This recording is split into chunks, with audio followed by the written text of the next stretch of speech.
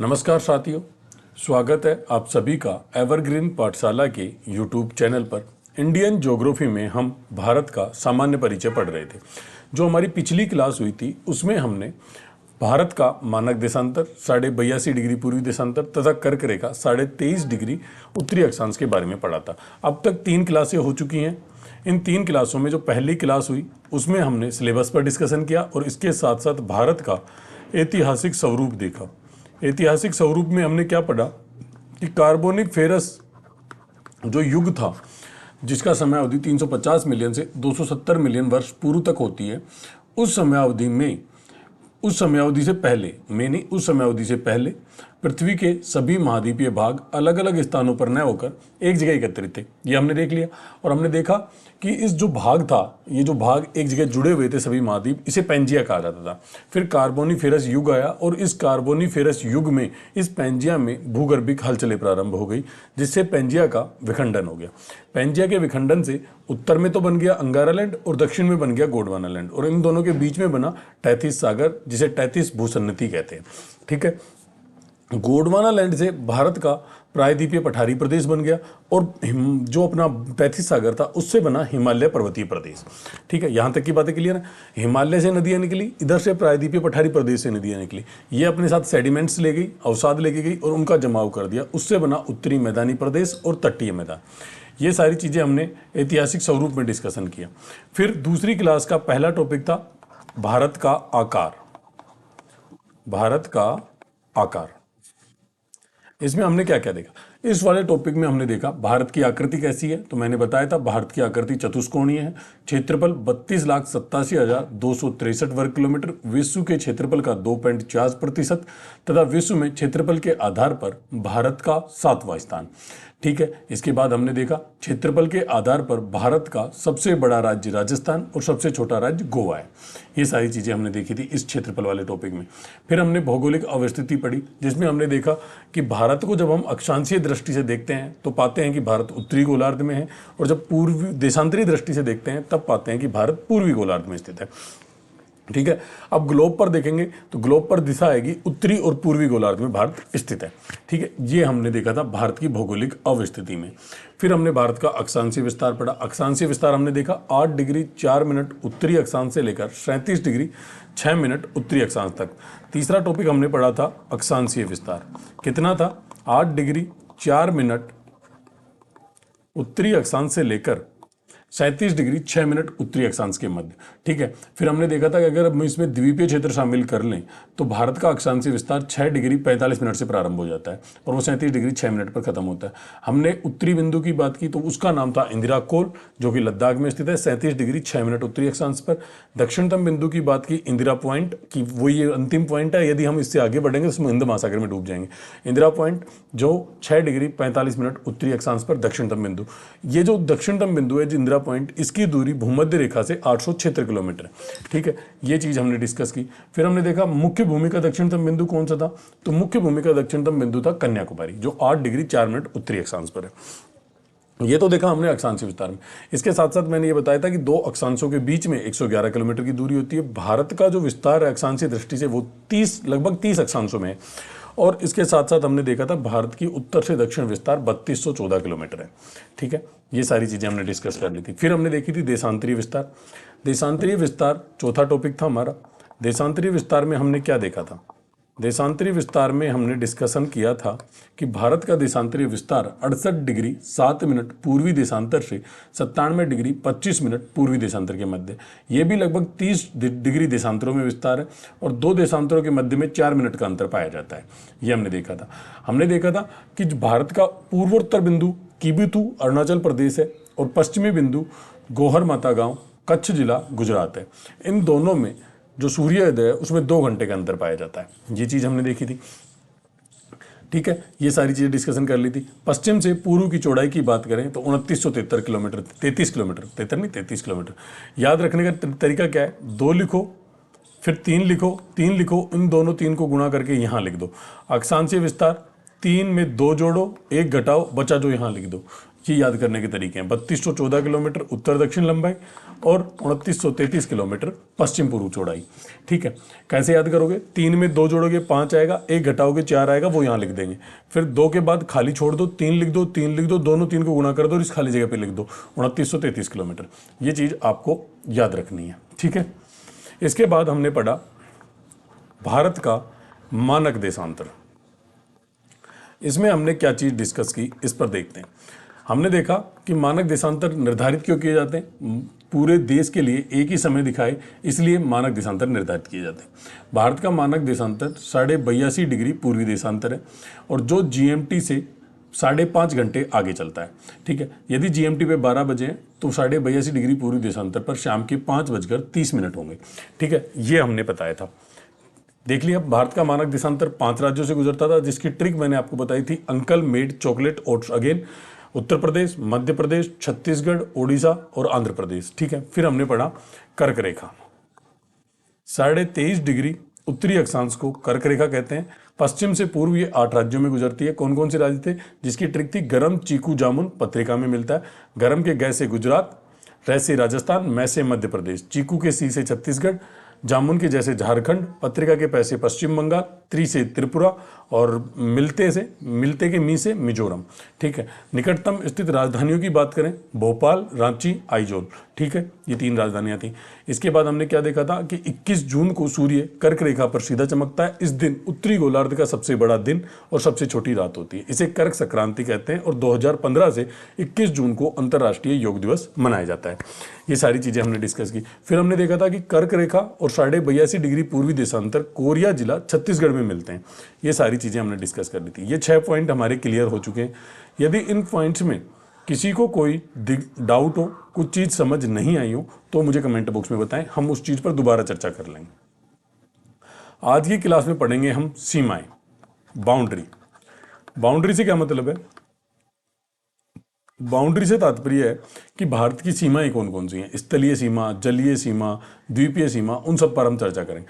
सबसे पहले सीमाएं शुरू करने से पहले हमें यह समझना होगा कि सीमाएं होती कितनी प्रकार की। सीमाएं होती हैं 2 प्रकार की। पहली सीमा होती है प्राकृतिक सीमा। कौन सी सीमा? प्राकृतिक सीमा। ठीक है, अब प्राकृतिक सीमा होती क्या है? जब दो देशों के मध्य, जैसे मान लो कि ये कोई एक देश है और ये दूसरा कोई देश है, इन दोनों देशों के बीच ये जो सीमा है आपस में टच हो रहे हैं। ये मान के चलिए कि दोनों सीमाएं आपस में टच हो रही हैं। चलो एक बार दोबारा बना लेते हैं, ज्यादा अच्छे समझ में आएगा आपको। रेड पेन से बनाते हैं। मान लीजिए ये कोई ए देश है और ये मैंने जो ब्लू पेन से बनाया ये कोई बी देश है। ठीक है, ये कोई बी देश है। अब प्राकृतिक सीमा किसे कहेंगे? यदि ये जो ए और बी के बीच जो सीमा बन रही है, इसको मैं बना देता हूं ग्रीन पेन से। ये किसी पर्वत, मान लीजिए किसी पर्वत से अलग हो रही है, किसी पठार से अलग हो रही है, किसी नदी के द्वारा अलग हो रही है, किसी झील द्वारा अलग हो रही है, या किसी मरुस्थल द्वारा अलग हो रही है। मतलब ऐसी कोई प्राकृतिक चीज जो इन दोनों की सीमाओं को अलग करती है, वह सीमा प्राकृतिक सीमा कहलाती है। कैसे? मान लो कि 2 देश हैं, ए देश और बी देश। इनके बीच में ये जो सीमा बनेगी, ये दोनों आपस में टच हो रहे हैं। यही देश हैं जिनको मैंने दूर दूर बनाया। इनके बीच में कोई सीमा, मान लीजिए ये पठार है, इस पठार के द्वारा अलग हो रही हो। ये कोई पर्वत है, इस पर्वत द्वारा अलग हो रही हो। ये कोई नदी बह के जा रही है, इसके द्वारा अलग हो रही हो। और या कोई ये झील है, इसके द्वारा अलग हो रही हो। तो ये जो सीमा बनेगी इन दोनों देशों के मध्य में, इसे प्राकृतिक सीमा कहेंगे। ठीक है, समझते हुए चलना, एक एक चीज को समझते हुए चलना। 2 देशों के मध्य जब सीमाओं का निर्धारण नदियों, पठारों, मैदानों, मरुस्थलों और जो भी प्राकृतिक चीज है उसके द्वारा निर्धारित की जाती है। कोई जंगल आ जाता है, कोई फॉरेस्ट है, जैसे अमेजन वर्षा वन है, वो किसी की सीमा निर्धारित नहीं करते। लेकिन मान लीजिए कि ऐसे कोई वन क्षेत्र आ जाता है, उनके द्वारा कोई सीमा निर्धारित की जाती है, तो उसे प्राकृतिक सीमा कहते हैं। ठीक है, अब इसका एक उदाहरण अगर हम देखना चाहें तो भारत और म्यांमार की सीमा पर अराकान योमा पर्वत पाया जाता है। ये पूर्वोत्तर सीमा का जो निर्धारण है भारत का, वो अराकान योमा पर्वत करता है। इसके इस साइड में भारत है और यहां पर म्यांमार है। तो ये एक प्राकृतिक सीमा का उदाहरण है। ठीक है, सबसे पहले आप लिखिए, लिखते हुए चलेंगे। अब साथ साथ लिखिए। सीमाएं, सीमाएं दो प्रकार की होती हैं। सीमाएं दो प्रकार की होती हैं। सीमाएं दो प्रकार की होती हैं। सीमाएं दो प्रकार की होती हैं। पहली प्राकृतिक सीमा, लिखिए। पहली प्राकृतिक सीमा, जब दो देशों के मध्य, जब दो देशों के मध्य, जब दो देशों के मध्य सीमा का निर्धारण, जब दो देशों के मध्य सीमा का निर्धारण किसी किसी पर्वत, पठार, नदियां, झील, मरुस्थल, मैदान आदि के द्वारा निर्धारित की जाती है। आदि के द्वारा, जब दो देशों के मध्य सीमा का निर्धारण किसी पर्वत, पठार, नदियां, झीलें, मरुस्थल, मैदान आदि के द्वारा निर्धारित की जाती हैं, आदि के द्वारा निर्धारित की जाती हैं, तो उसे प्राकृतिक सीमा कहते हैं। तो उसे प्राकृतिक सीमा कहते हैं। तो उसे प्राकृतिक सीमा कहते हैं।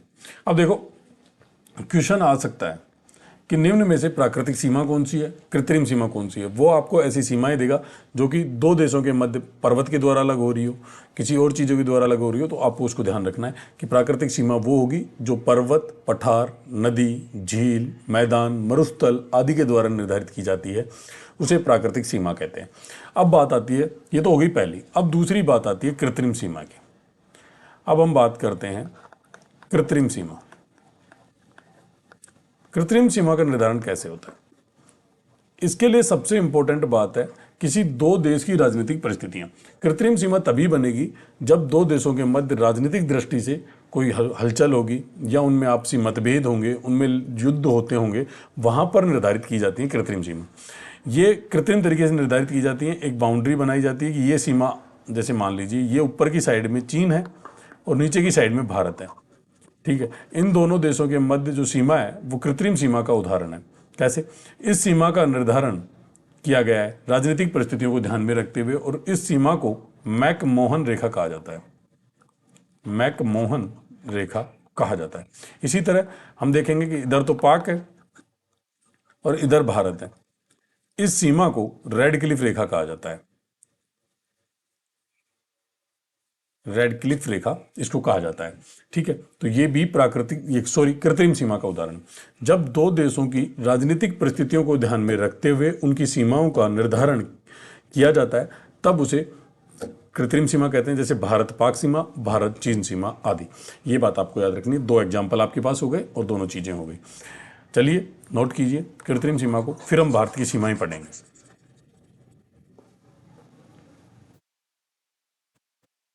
जब दो देशों की जब दो देशों की जब दो देशों की जब दो देशों की राजनीतिक जब दो देशों की राजनीतिक परिस्थितियों राजनीतिक परिस्थितियों को ध्यान में रखते हुए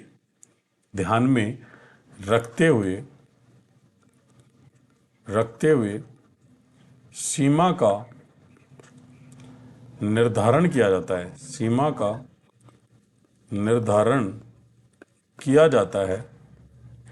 सीमा का निर्धारण किया जाता है। उसे कृत्रिम सीमा कहते हैं। उसे कृत्रिम सीमा कहते हैं। उसे कृत्रिम सीमा कहते हैं, ठीक है। अब हम पढ़ेंगे भारत की सीमाएं। अब अगले पेज पर आप चलिए, यहां पर लिखिए भारत की सीमाएं। अब सीमाएं दो प्रकार की होंगी। एक होगी स्थलीय सीमा जो स्थल से टच होगी, ठीक है। एक होगी तटीय सीमा या जलीय सीमा जो समुद्र से टच होगी, ठीक है। भारत की सीमाओं को भारत की जो कुल सीमा रेखा है वो 22,700, भारत की सीमाएं, कुल सीमा 22,716.6 किलोमीटर। ठीक है, ये भारत की कुल सीमा है। अब इसमें दो सीमाएं शामिल होंगी ऐसी, एक तो वो सीमा जो स्थल से टच होगी जिसे हम बोलेंगे स्थलीय सीमा, ठीक है, और दूसरी वो सीमा जो समुद्र से टच होगी उसे हम बोलेंगे जलीय सीमा, जलीय सीमा। ठीक है, टोटल इनका योग जो होगा वो 22,716.6 किलोमीटर होगा। ठीक है, अब हम देखते हैं कि टोटल सीमा है कितनी। भारत की जो स्थलीय सीमा है उसकी लंबाई है 15,200 किलोमीटर, और जो जलीय सीमा है उसकी लंबाई है 7516.6 किलोमीटर। ठीक है, अब जलीय सीमा को हम इधर बना लेते हैं। ठीक है, ये है जलीय सीमा, जलीय सीमा कितनी थी ये थी 7516.6 किलोमीटर। ठीक है, इसको भी दो भागों में बांटा जाता है। एक आएगी तटीय सीमा, तटीय सीमा से तात्पर्य है मुख्य भूमि, भारत की जो मुख्य भूमि समुद्र से टच होगी उसे बोलेंगे तटीय सीमा। इसकी लंबाई है 6100 किलोमीटर। और दूसरी आएगी द्वीपीय सीमा।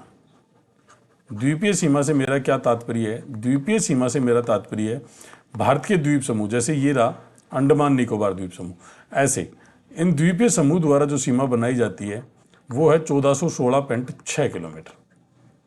ये बातें आपको याद रखनी। अब तक हमने देखा भारत की सीमाएं, कुल सीमा 22,716.6 किलोमीटर, स्थलीय सीमा 15,200 किलोमीटर, जलीय सीमा 7516.6 किलोमीटर। जलीय सीमा में 7516.6 किलोमीटर है, उसमें तटीय सीमा होगी 6100 किलोमीटर और द्वीपीय सीमा होगी 1416.6 किलोमीटर। अब मैप पर चलते हैं। मैप पर चलते हैं तो गुजरात से भारत की तटीय सीमा शुरू होती है।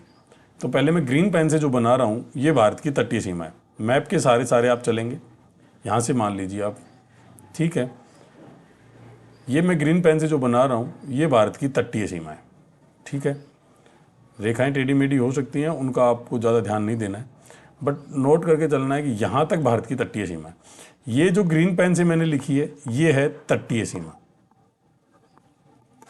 अब मैं येलो पेन से दो चीज़ें मार्क कर रहा हूँ, ये सीमा, ये सीमा, मुख्यतः ये दो द्वीपीय आपको दिखेंगे, बाकी मैप पर दिखाई नहीं दे रहे। ये जो येलो वाली लाइन है ये है द्वीपीय सीमा, द्वीपीय सीमा। द्वीपीय सीमा मैंने आपको बता दी कितनी है। ठीक है, और अब मैं बनाता हूं रेड पेन से, ये सीमा रहेगी स्थलीय सीमा।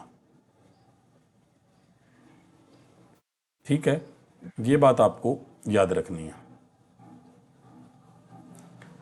ग्रीन पेन से जो बनी है उस सीमा का नाम है तटीय सीमा, जो येलो से बनी है उस सीमा का नाम है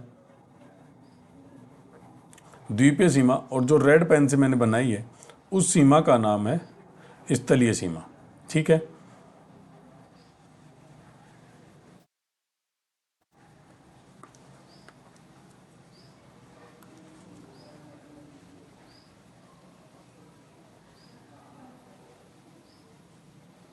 ये लो। ठीक है, ये हो गई स्थलीय सीमा।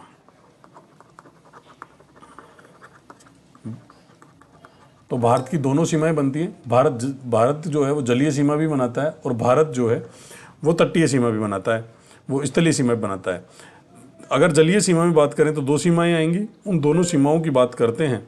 तो जलीय सीमाओं में दो सीमाएं कौन कौन सी हैं, तटीय सीमा और दूसरी आएगी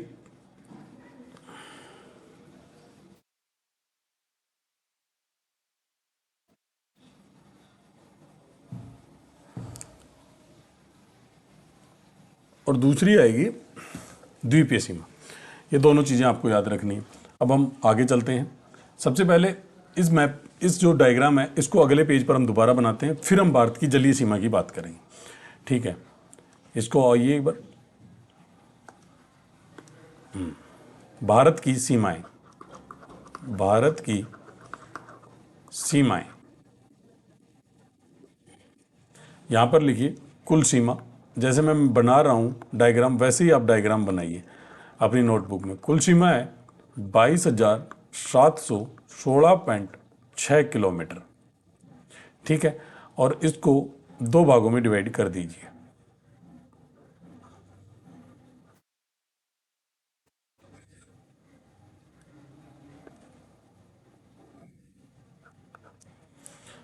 इस साइड में लिखिए स्थलीय सीमा और एक साइड में लिखिए जलीय सीमा। इसके नीचे लिख दीजिए 15,200 किलोमीटर और इसके नीचे लिख दीजिए 7516.6 किलोमीटर, ठीक है। अब इसका काम तो स्थलीय सीमा का हो गया, जो हम स्थलीय सीमा पढ़ेंगे तब क्लियर हो जाएंगी सारी। अब बात आइए आप जलीय सीमा पर। जलीय सीमा को फिर 2 भागों में आप डिवाइड कीजिए।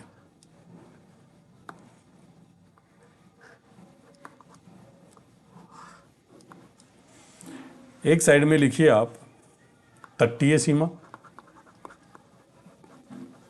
और दूसरी साइड में लिख दीजिए द्वीपीय सीमा। ये जो द्वीपीय सीमा है इसकी लंबाई है 1416.6 किलोमीटर।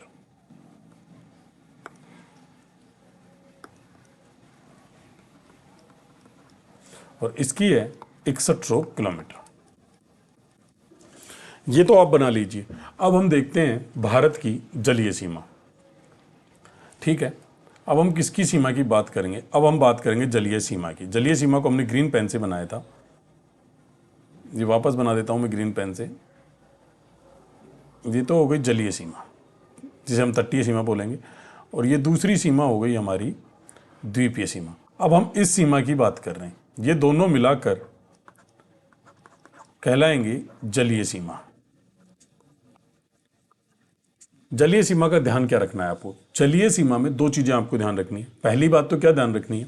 पहली रखनी है कि ये जो गुजरात है, जलीय सीमा की बात करें तो भारत की सबसे बड़ी तटीय सीमा बनाने वाला राज्य कौन सा है? तो सबसे बड़ा राज्य तो है गुजरात, और सबसे बड़ा केंद्र शासित प्रदेश है अंडमान एंड निकोबार, ठीक है। सबसे छोटे की बात करें तो सबसे छोटी सीमा बनाने वाला राज्य तो है गोवा, और उसकी बात करें तो वो है दमन दीव, ठीक है। ये है। अब आप पहले ये चीजें लिख लीजिए, फिर हम इसमें कुछ और चीजें डिस्कस करेंगे जो ज्यादा इंपॉर्टेंट है, ठीक है। इन चीजों को पहले हम नोट डाउन कर लेते हैं एक बार, फिर बाद में देखेंगे। लिखिए पहला पॉइंट, भारत की जलीय सीमा। हेडिंग डाल दीजिए भारत की जलीय सीमा।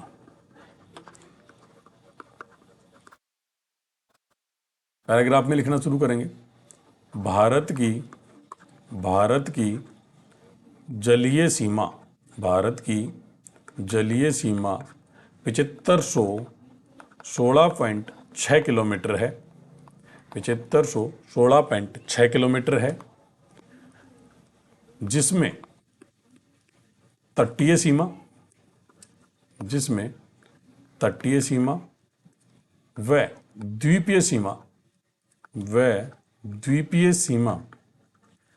द्वीपीय सीमा दोनों शामिल है, ठीक है। सबसे बड़ी तटीय सीमा या जलीय सीमा बनाने वाला राज्य, सबसे बड़ी तटीय सीमा बनाने वाला राज्य गुजरात, वह सबसे छोटी तटीय सीमा बनाने वाला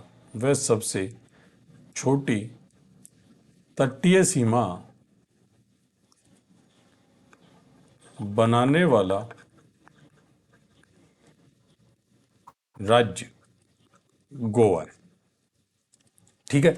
एक चीज क्लियर हो गई, सबसे बड़ी तटीय सीमा बनाने वाला राज्य गुजरात और सबसे छोटी तटीय सीमा बनाने वाला राज्य गोवा, ठीक है। अब हम देखते हैं सबसे बड़ी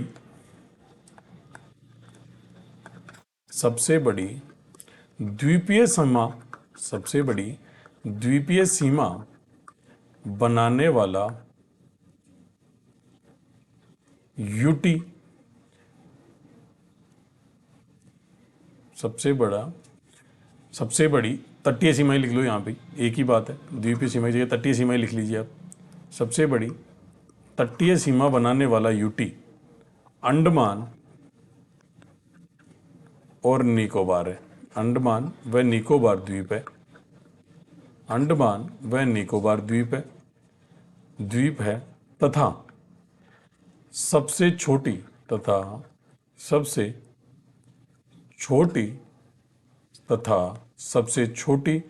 तटीय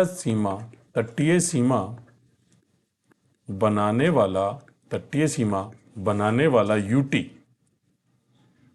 दमन द्वीप है। अब तक हमने जलीय सीमा में ये दो ही चीजें पढ़ी हैं।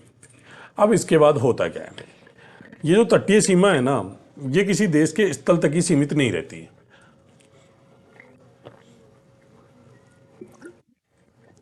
अब आप कहेंगे सर आप कहना क्या चाह रहे हैं, तो सुनिए, मैप पर चलते हैं। हमने देखा भारत की तटीय सीमा कुछ इस प्रकार से है, ये है, और ये द्वीपीय सीमा है। तो ये सीमा यहीं तक सीमित नहीं है। इन देशों को कुछ अधिकार मिलते हैं कि इनकी सीमा इधर जो भारत के हिंद महासागर है इसमें भी पाई जाती है। दोनों साइड में हिंद महासागर है, तो समुद्र में भी कुछ दूरी तक सभी देशों की सीमाएं होती हैं। अब इनका निर्धारण कैसे किया जाता है, कौन कौन सी सीमाएं ये होती हैं, इसके बारे में हम पढ़ेंगे। सबसे पहले तो सुनिए, ये याद रखना कि किसी भी देश की तटीय सीमा उसके स्थल से सटी हुई नहीं रहती।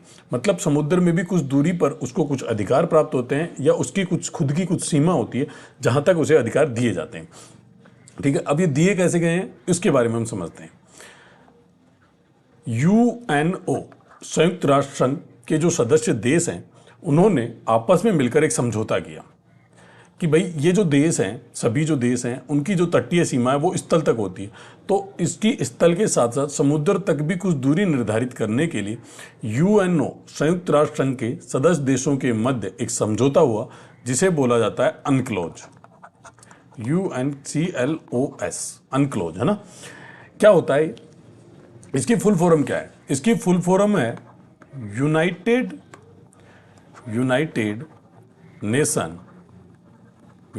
Nation convention on the law of सी।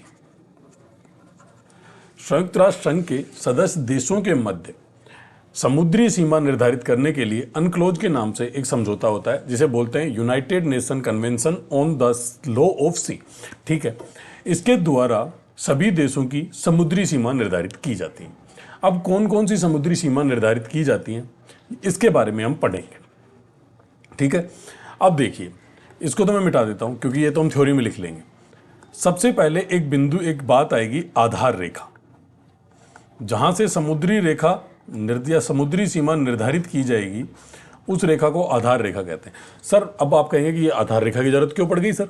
तो आधार रेखा की जरूरत इसलिए पड़ती है कि ये जो तटीय भाग है ना, जैसे ये तटीय भाग यहाँ कटा फटा है, इसी प्रकार ये पूरा तटीय भाग जितना समतल आपको दिखाई दे रहा है एक लाइन के रूप में, इतना है नहीं, तो ये कटा फटा होता है। इस प्रकार से होता है तटीय भाग। ये द्वीपीय भाग भी कटा फटा होता है। तो इन द्वीपीय और तटीय भाग के कटे बटे भागों को छोड़कर, या टेढ़े मेढ़े जो भाग होते हैं, कटे फटे होते हैं, टेढ़े मेढ़े होते हैं, उन भागों को मिलाने वाली एक काल्पनिक रेखा होती है, एक सीधी काल्पनिक रेखा होती है, जिसे आधार रेखा बोलते हैं। मान लीजिए ये आधार रेखा बना दी मैंने, ठीक है, ये आधार रेखा कहते किसे हैं? टेढ़े मेढ़े तटीय व द्वीपीय क्षेत्रों की टेढ़े मेढ़े जो क्षेत्र होते हैं उनको मिलाने वाली एक सीधी काल्पनिक रेखा आधार रेखा कहलाती है। अब यहीं से सारी सीमाएं निर्धारित होंगी। अब कौन कौन सी सीमाएं होती हैं वो मैं आपको पढ़ाने वाला हूं। सबसे पहले हम लेते हैं रेड पेन। ये ब्लैक वाला जो लाइन है ये आधार रेखा है, इसको आप लिख ही लो ताकि ये आपको हमेशा याद रहे। ये हो गई आधार रेखा। अब मैं दोनों साइड में नहीं लिखूंगा, एक ही साइड में लिखूंगा, आप ऑटोमेटिक समझ जाना कि मैं किसकी बात कर रहा हूं। अब हम लेते हैं रेड पेन। यहां से इस आधार रेखा से यहां तक मान लो, या यहां तक की दूरी मान लो। ये जो दूरी है ना, एक मिनट, ये जो दूरी है 12 समुद्री मील। 12 समुद्री मील। ये जो दूरी है इस साइड में बना देता हूँ मैं, ये बना दी मैंने 12 समुद्री मील। ठीक है, एक साइड में मैं दूरी लिख देता हूँ और एक साइड में मैं लिख देता हूँ नाम। ठीक है, ताकि कंफ्यूजन नहीं हो। इस साइड में मैंने लिख दिया 12 समुद्री मील। ठीक है, ये तो दूरी है कहाँ से, आधार रेखा से समुद्र में 12 समुद्री मील तक की दूरी। ठीक है, कौन सी सीमा कहलाएगी, ये सीमा कहलाएगी प्रादेशिक सीमा। प्रादेशिक सीमा कौन सी सीमा होती है, अब आपसे पूछा जाएगा कि प्रादेशिक सीमा होती क्या है। तो प्रादेशिक सीमा होती है आधार रेखा से 12 समुद्री मील तक की दूरी। अब आप कहेंगे सर समुद्री मील क्या होता है, तो एक समुद्री मील में 1.82 किलोमीटर होते हैं। और एक नॉर्मल मील की बात करें, एक मील की बात करें तो उसमें होते हैं 1.58 या लगभग 1.6 किलोमीटर। ये बातें आपको याद रखनी। जब एक हम समुद्री मील की बात कर रहे हैं तो मतलब एक समुद्री मील में 1.82 किलोमीटर की बात कर रहे हैं, 1.82 किलोमीटर। ठीक है, और नॉर्मल एक मील की बात करेंगे तब बात होती है 1.58 किलोमीटर। ठीक है, आधार रेखा से 12 समुद्री मील तक की दूरी प्रादेशिक सीमा कहलाती है। एक एक चीज याद रखना, दोबारा समझने की जरूरत नहीं पड़े, इस तरह से समझ के जाना। प्रादेशिक सीमा आधार रेखा से 12 समुद्री मील तक की दूरी प्रादेशिक सीमा कहलाती है। इस क्षेत्र में भारत की बात कर रहे हैं हम, तो भारत को संपूर्ण अधिकार प्राप्त होते हैं।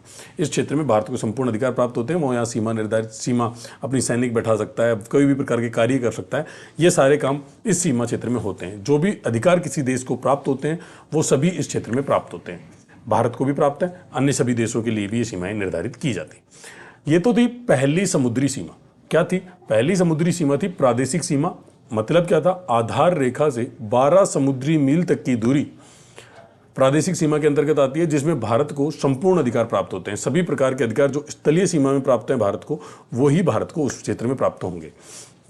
अब हम भारत की दूसरी सीमा की बात करते हैं। अगली सीमा को मैं ब्लू पेन से बना देता हूं। मान लेते हैं ये सीमा हो गई। ठीक है, आधार रेखा से मैंने बनाया, ये भी याद रखें, और एक मैंने यहां से बनाया है, ये मैंने बना दिया। ठीक है, ये दोनों इसी की सीमा है, ये बात भी आपको याद रखनी है। इस साइड में चलेंगे तो इस साइड में भी ये मैंने सीमा बना दी।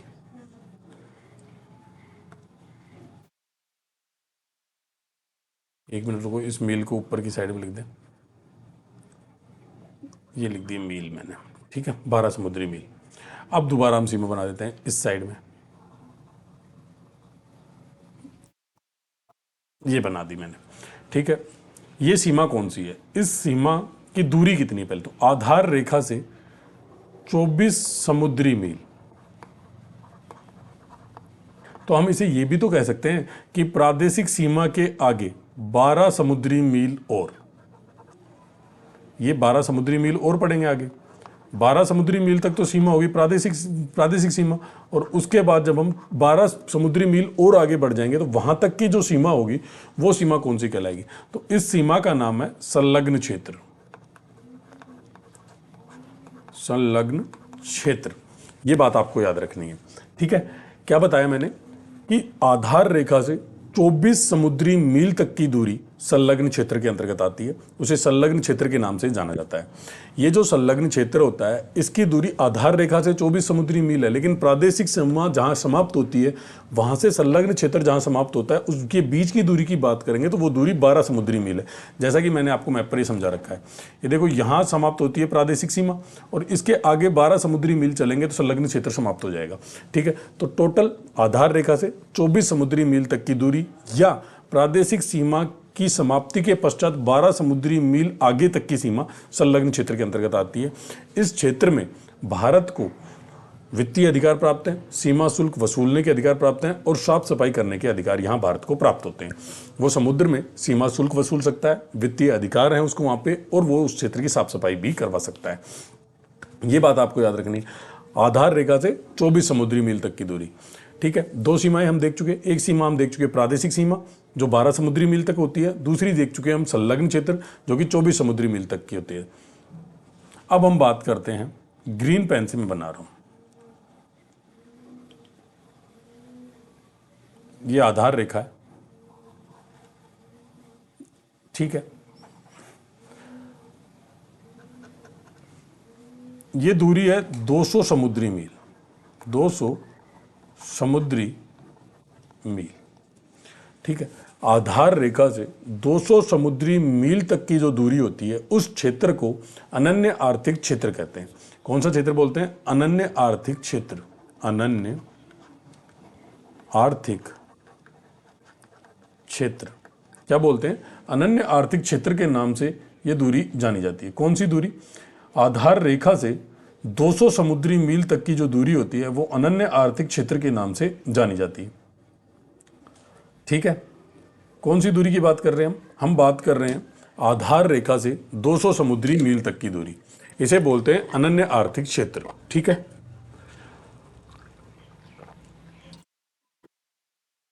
इस अनन्य आर्थिक क्षेत्र में भारत को कौन कौन से अधिकार हैं? यहां भारत वैज्ञानिक अनुसंधान कर सकता है, नए द्वीपों का निर्माण कर सकता है। क्या क्या कर सकता है? वैज्ञानिक अनुसंधान कर सकता है, नए द्वीपों का निर्माण कर सकता है, यहाँ जो संसाधन पाए जाएंगे उनका विदोहन कर सकता है और उन संसाधनों का, प्राकृतिक संसाधनों का संरक्षण कर सकता है, ठीक है। इस क्षेत्र में कौन कौन से अधिकार थे मैंने आपको बता दी। कौन कौन से अधिकार थे? अधिकार थे वैज्ञानिक अनुसंधान कर सकता है, नए द्वीपों का निर्माण कर सकता है और जो प्राकृतिक संसाधन पाए जाते हैं उनका विदोहन और संरक्षण कर सकता है, ठीक है। ये चीजें हमने देखी। अब इसके आगे हमने ये तीनों सीमाएं पढ़ ली, ठीक है। अब मैं येलो पेन ले रहा हूं, ये देखो, ये यहां तक की सीमाएं हमने पढ़ ली सारी, ठीक है। अब इसके आगे का क्षेत्र जो है ना, ये क्षेत्र कहलाता है उच्च सागर। क्या कहलाएगा? उच्च सागर। अनन्य आर्थिक क्षेत्र के आगे का भाग उच्च सागर के नाम से कहा जाता है।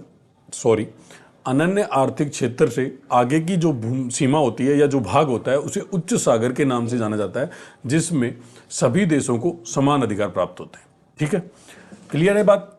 आपको मैंने सारी चीजें समझा दी। अब तक हमने क्या क्या लिखा है वो देख लें आप, फिर उसके बाद हम इसको लिखना प्रारंभ करते हैं।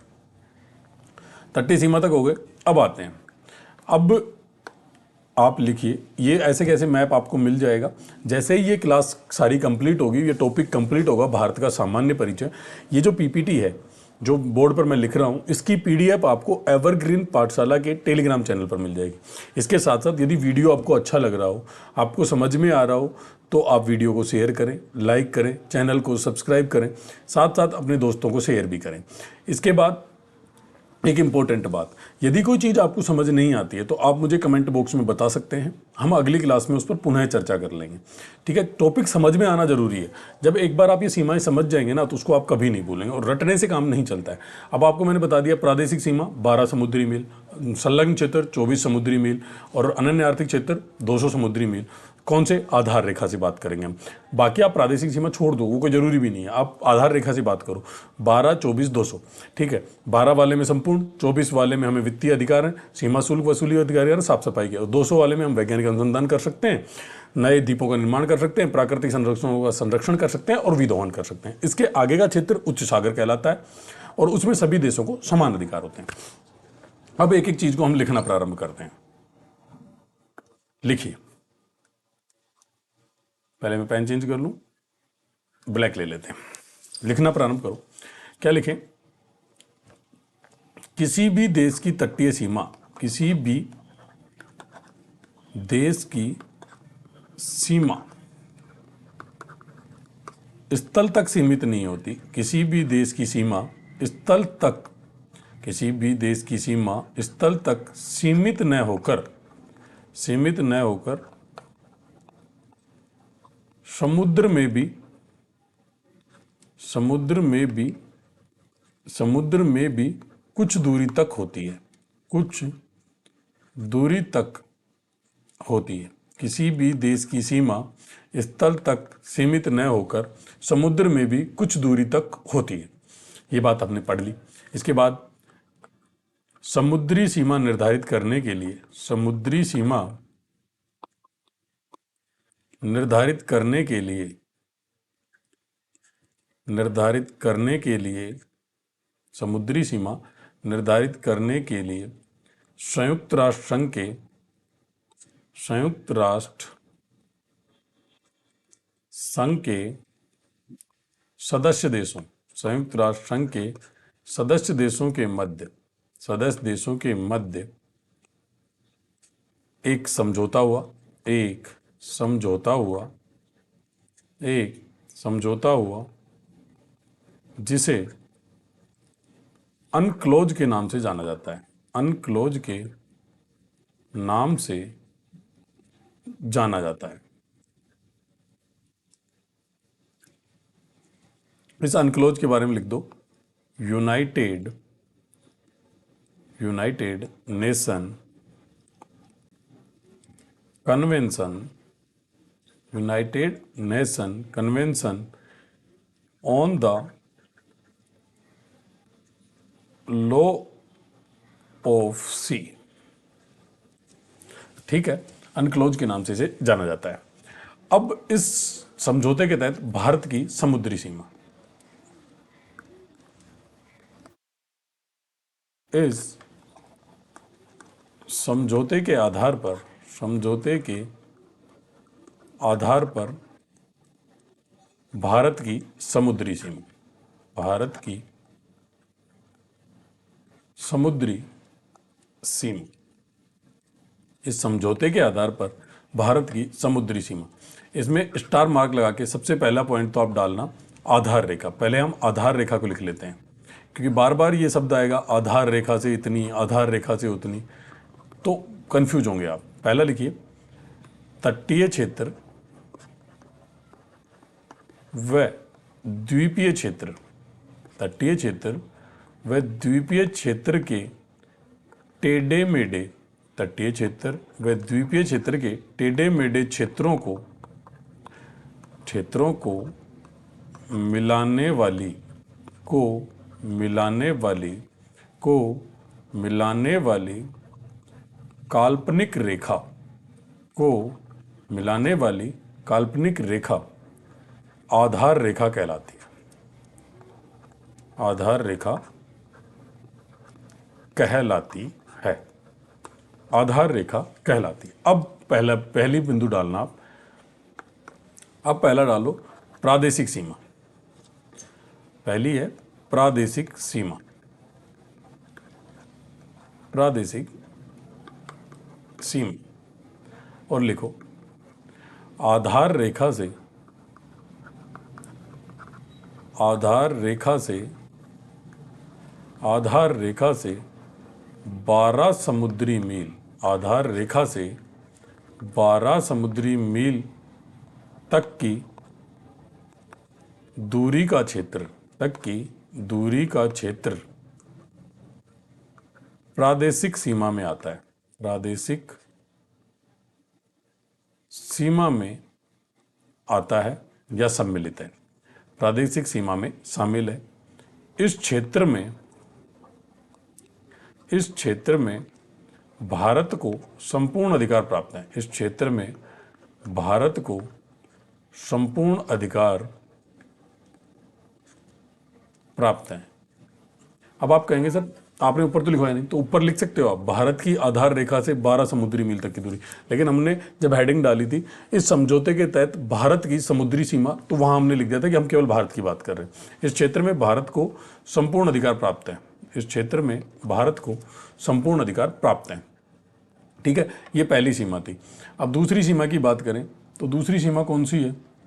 दूसरी सीमा है संलग्न क्षेत्र, संलग्न क्षेत्र। नोट करना शुरू करें। आधार रेखा से,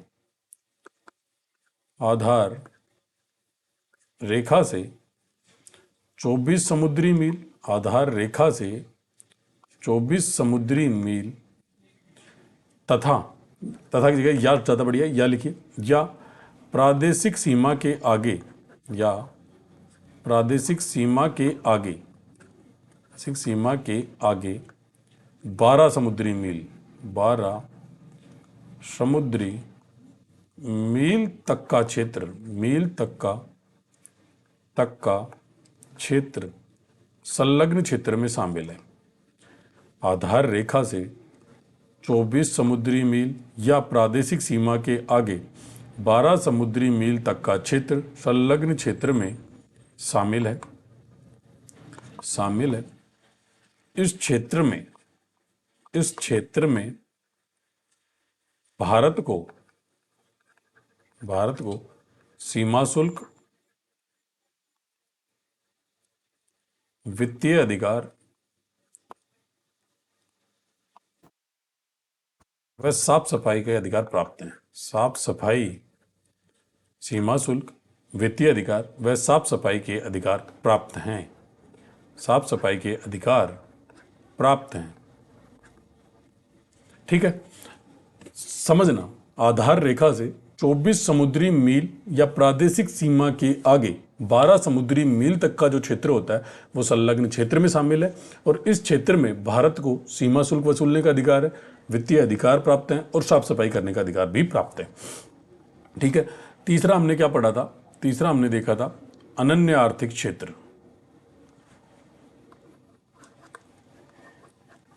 अनन्य आर्थिक क्षेत्र आधार रेखा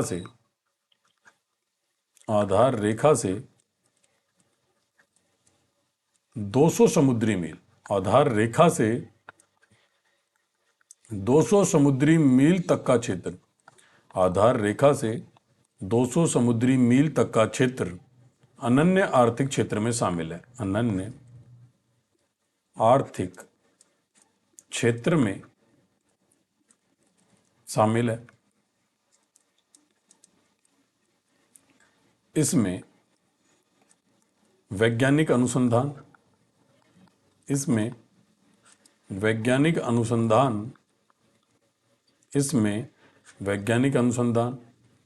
नए द्वीपों का निर्माण,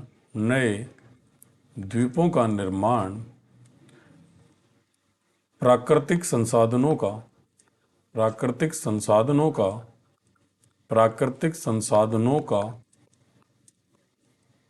विदोहन व संरक्षण आदि अधिकार प्राप्त हैं। आदि अधिकार प्राप्त हैं। ठीक है, ये अनन्य आर्थिक क्षेत्र कहलाता है। ठीक है, 200 समुद्री मील तक का क्षेत्र होता है। अब बात करते हैं उच्च सागर की। उच्च सागर, इसमें लिखिए अनन्य आर्थिक क्षेत्र के आगे का भाग, आगे का क्षेत्र, अनन्य आर्थिक क्षेत्र के आगे का क्षेत्र या भाग, क्षेत्र उच्च सागर में या उच्च सागर, अनन्य आर्थिक क्षेत्र के आगे का क्षेत्र उच्च सागर कहलाता है। उच्च सागर कहलाता है, जिसमें सभी देशों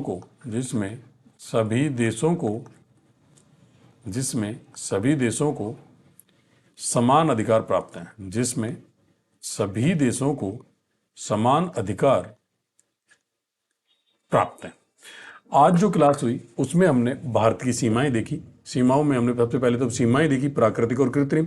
उसके बाद हमने भारत की सीमाएं देखी। भारत की कुल सीमा 22,716.6 किलोमीटर, जिसमें स्थलीय सीमा 15,200 किलोमीटर। फिर हमने देखी जलीय सीमा जो थी 7516.6 किलोमीटर। उसमें दो सीमाएं, तटीय सीमा 6100 किलोमीटर और द्वीपीय सीमा 1416.6 किलोमीटर। अब हम बात करते हैं भारत की सबसे बड़ी तटीय सीमा बनाने वाला राज्य गुजरात, और केंद्र शासित प्रदेश की बात करें तो अंडमान निकोबार। सबसे छोटी तटीय सीमा बनाने वाला राज्य गोवा, और यूटी की बात करें तो दमन दीव। ठीक है, इसके बाद हमने देखा कि कोई भी देश अब की जो उसकी सीमा होती है वो केवल स्थल तक सीमित नहीं होती, उसके अलावा समुद्र में भी कुछ दूरी तक उसकी सीमा होती है। तो वो सीमा कितनी होती है, इसका निर्धारण कैसे किया गया? तो संयुक्त राष्ट्र संघ के जो सदस्य देश थे उनके मध्य एक समझौता हुआ जिसे अनक्लोज कहा गया। United nation convention on the law of sea के नाम से उसे जाना जाता है। उसके द्वारा तीन सीमाएं निर्धारित की गई। सबसे पहले तो बताया गया कि आधार रेखा, उसके द्वारा आधार रेखा को डिफाइन किया गया। उसमें कहा गया कि तटीय क्षेत्र और द्वीपीय क्षेत्र के जो टेढ़े मेढ़े भाग होते हैं ना, उनको मिलाने वाली एक काल्पनिक सीधी रेखा होती है जिसे आधार रेखा बोलते हैं। इस आधार रेखा से तीन सीमाएं निर्धारित की गई। पहली प्रादेशिक सीमा, जो कि आधार रेखा से 12 समुद्री मील तक की दूरी थी, जिसमें सभी प्रकार के अधिकार प्राप्त होते हैं। फिर आता है संलग्न क्षेत्र, आधार रेखा से 24 समुद्री मील तक की दूरी, जिसमें सीमा शुल्क वसूलने, वित्तीय अधिकार व साफ सफाई जैसे अधिकार प्राप्त होते हैं। फिर आता है अनन्य आर्थिक क्षेत्र, आधार रेखा से 200 समुद्री मील तक की दूरी वाला क्षेत्र होता है और इसमें प्राकृतिक संसाधनों का विदोहन, संरक्षण, वैज्ञानिक अनुसंधान तथा नए द्वीपों के निर्माण जैसे अधिकार प्राप्त होते हैं। फिर चौथा था उच्च सागर। अनन्य आर्थिक क्षेत्र के आगे का क्षेत्र उच्च सागर कहलाता है, जिसमें सभी देशों को समान अधिकार प्राप्त होते हैं। ये हमने आज पढ़ा है। यदि वीडियो पसंद आया हो तो वीडियो को लाइक और शेयर जरूर करें। इसके साथ साथ चैनल को सब्सक्राइब करें। थैंक यू, धन्यवाद। जल्द मिलते हैं अगली क्लास में।